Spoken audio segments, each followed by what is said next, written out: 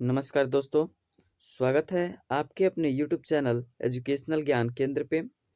आज हम लोग इस वीडियो में कक्षा 10वीं विज्ञान के प्रथम पाठ रासायनिक अभिक्रिया एवं समीकरण के कुछ सब्जेक्टिव प्रश्न को लेकर के आए हैं, जो बोर्ड की दृष्टि से काफ़ी महत्वपूर्ण है।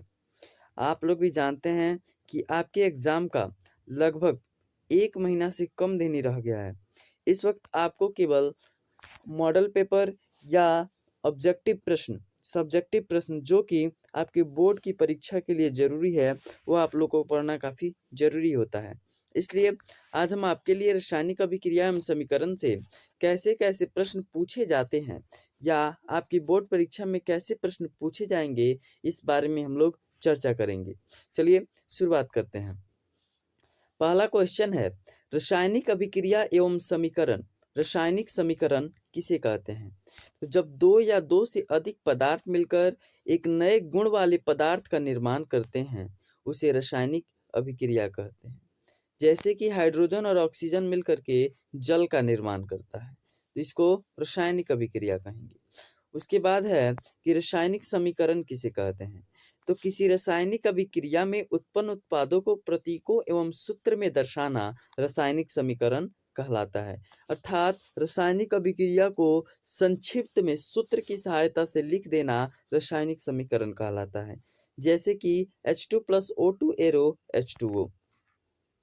दूसरा नंबर प्रश्न, संतुलित तथा असंतुलित रासायनिक समीकरण किसे कहते हैं?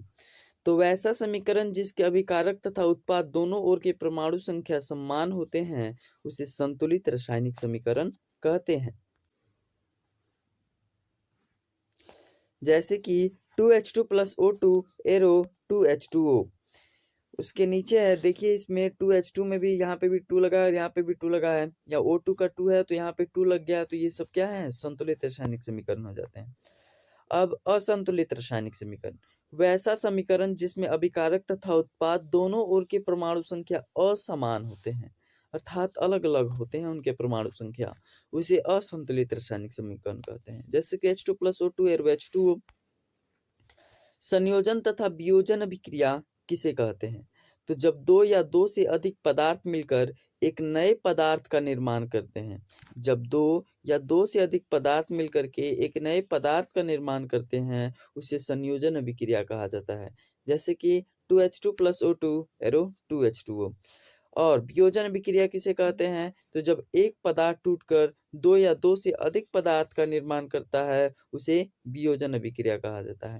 इन दोनों में बस इतना ही अंतर है कि संयोजन अभिक्रिया में दो तत्व मिलेंगे तो एक पदार्थ का निर्माण होगा, लेकिन वियोजन अभिक्रिया में एक पदार्थ टूटेगा तो दो या दो से अधिक तत्वों का निर्माण हो जाएगा। 4 नंबर प्रश्न, ऊष्माक्षेपी तथा ऊष्माशोषी अभिक्रिया किसे कहते हैं? तो जिस अभिक्रिया में उत्पाद के निर्माण के साथ साथ ऊष्मा का भी उत्सर्जन होता है, उसे ऊष्माक्षेपी अभिक्रिया कहते हैं। अर्थात पदार्थ का निर्माण हो लेकिन ऊष्मा भी रिलीज हो, वैसी अभिक्रिया को ऊष्माक्षेपी अभिक्रिया कहते हैं। जैसे कि जल 2H2+O2 एरो 2H2O प्लस ऊष्मा, जब जल का निर्माण होता है तो उसके साथ ऊष्मा का भी उत्सर्जन होता है। अब है ऊष्माशोषी अभिक्रिया, जिस अभिक्रिया में उत्पाद के निर्माण के साथ साथ ऊष्मा का अवशोषण होता है, उसे ऊष्माशोषी अभिक्रिया कहते हैं। जैसे कि CaCO3 प्लस ऊष्मा एरो CaO प्लस CO2। जैसे कि जब जल बनता है तो उसमें से हल्का हल्का क्या निकलता है? ऊष्मा। लेकिन जब कैल्शियम कार्बोनेट को गर्म किया जाता है, तब कैल्शियम ऑक्साइड और कार्बन डाइऑक्साइड रिलीज होता है। उसको गर्म करने के लिए ऊष्मा की जरूरत होती है। 5 नंबर प्रश्न, विस्थापन तथा द्विविस्थापन अभिक्रिया किसे कहते हैं? वैसी रासायनिक अभिक्रिया जिसमें अधिक क्रियाशील तत्व कम क्रियाशील तत्व को उसके यौगिकों द्वारा विस्थापित कर उसका स्थान शून्य ग्रहण कर लेता है, उसे विस्थापन अभिक्रिया कहते हैं।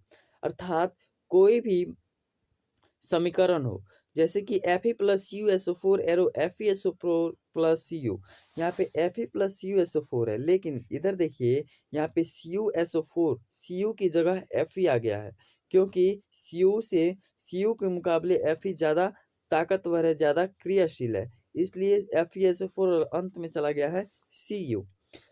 वैसी अब देखिए द्विविस्थापन अभिक्रिया, वैसी रासायनिक अभिक्रिया जिसमें आयनों का आदान प्रदान होता है उसे द्विविस्थापन अभिक्रिया कहते हैं।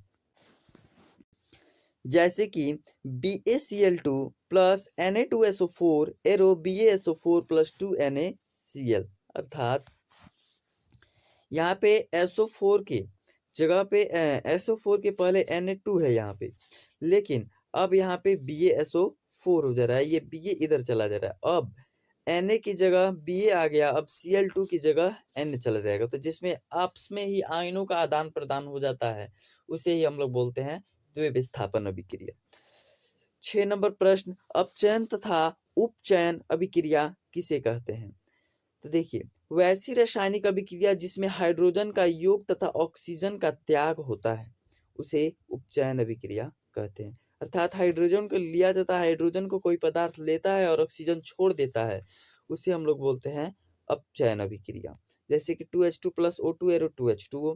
और वैसी रासायनिक अभिक्रिया जिसमें ऑक्सीजन का योग तथा हाइड्रोजन का त्याग होता है उसे उपचयन अभिक्रिया कहते हैं।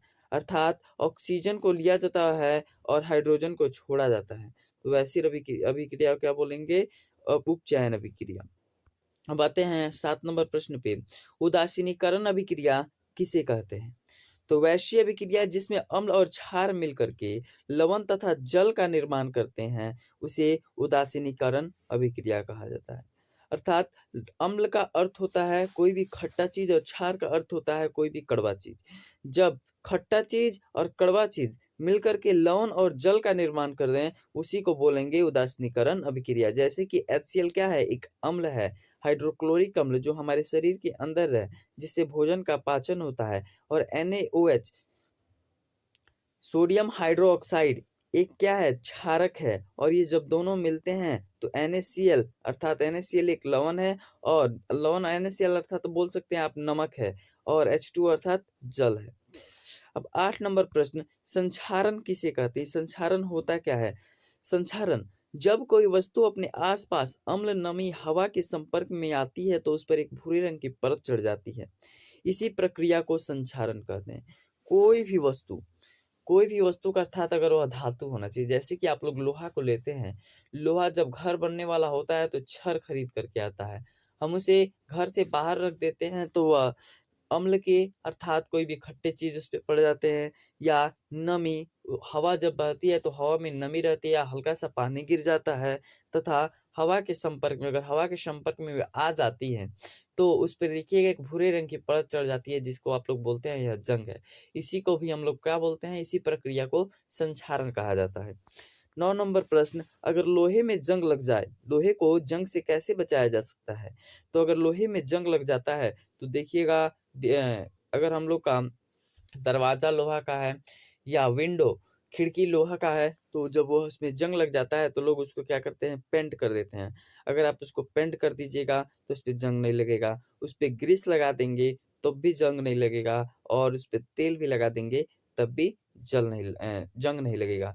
क्योंकि जब ये 3 चीज उस पे लग जाएंगे, कोई भी एक चीज, तो वह ऑक्सीजन से संपर्क तोड़ देगा, अम्ल से संपर्क तोड़ देगा, जिसके कारण उस पे जंग नहीं लगेगी। आशा करता हूँ आपको यह वीडियो अच्छी लगी हो।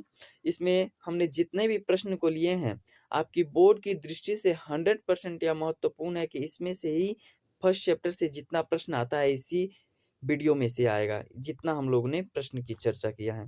इसलिए आप इन सभी क्वेश्चनों को कॉपी में राइट करके इसको याद कर लीजिए, और अगर आपको यह वीडियो अच्छी लगी हो तो अपने दोस्तों के साथ भी शेयर कीजिए। धन्यवाद, मिलते हैं अगले वीडियो में।